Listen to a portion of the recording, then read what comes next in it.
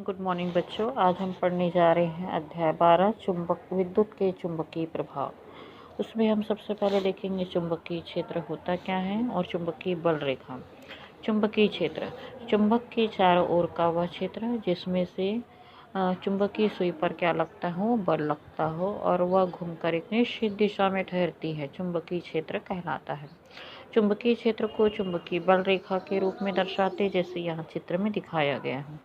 चुंबकीय क्षेत्र में चुंबकीय सुई को एक बिंदु से दूसरे बिंदु तक ले जाने में, ये एक बिंदु है, ये एक बिंदु से दूसरे बिंदु तक ले जाने में सुई की दिशा लगातार क्या होती जा रही है, बदलती जा रही है ना।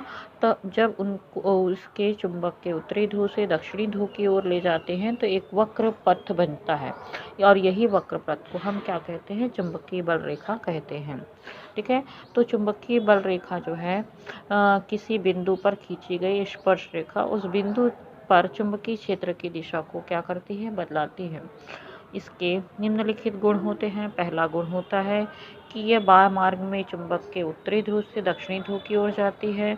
दूसरा, चुंबक के भीतर ये दक्षिणी ध्रुव से उत्तरी ध्रुव में की ओर जाती है। फिर तीसरा है, ये संपूर्णतः बंद वक्र बनाती है और ये एक दूसरे को कभी नहीं काटती है।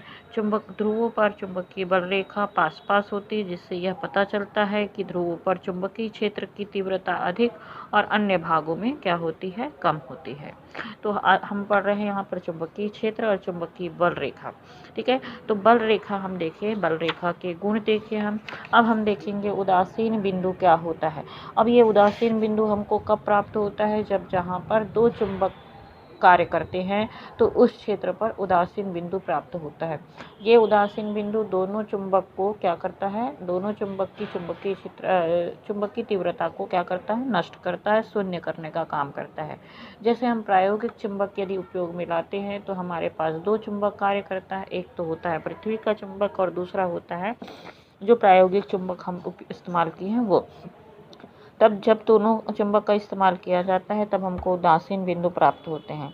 तो जब किसी चुंबक को किसी स्थान पर हम रखते हैं तो उसके आसपास के स्थानों पर दो चुंबकीय क्षेत्र कार्य करता है। पहला चुंबक का चुंबकीय क्षेत्र, दूसरा पृथ्वी का चुंबकीय क्षेत्र।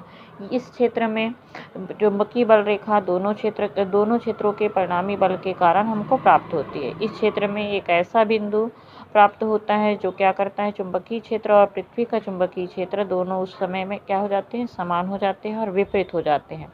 तो वह बिंदु हमारा क्या कहलाता है, उदासीन बिंदु कहलाता है। चुंबकीय क्षेत्र सदिश राशि है और इसकी दिशा वह मानी जाती है जिसके अनुदिश एकांक उत्तरी ध्रुव उस क्षेत्र के भीतर गमन करता है। इसलिए चुंबकीय क्षेत्र रेखाएं चुंबक के उत्तरी ध्रुव से प्रारंभ होती है और दक्षिण ध्रुव पर जाकर खत्म होती है तथा चुंबक के भीतर दक्षिणी ध्रुव से उत्तरी ध्रुव की ओर जाती है और ये क्या करती है, बंद वक्र बनाती है। ठीक है, तो ये वक्र रेखाएं एक दूसरे को कभी नहीं काटती और यदि ऐसा करती है तो वो इसका अर्थ यह होता है कि उस बिंदु पर सुई दो दिशाओं की ओर क्या करेगी, संकेत करेगी, जो कि संभव नहीं है क्योंकि चुंबक जो है वो उत्तर और दक्षिण दिशा को ही बताता है, वो और कोई भी दिशा को नहीं बताता। तो इसका मतलब ये है कि यदि वो दो दिशाओं को एक दूसरे को काटेगी तो वो दो दिशाओं को बताएगा जो कि चुंबक के लिए संभव नहीं है। इसलिए वक्र रेखाएं जो है एक दूसरे को कभी नहीं काटती, एक दूसरे को कभी नहीं प्रतिच्छेदित करती। ठीक है, आगे के वीडियो के लिए हम आगे के पार्ट के लिए हम आगे वीडियो देखेंगे।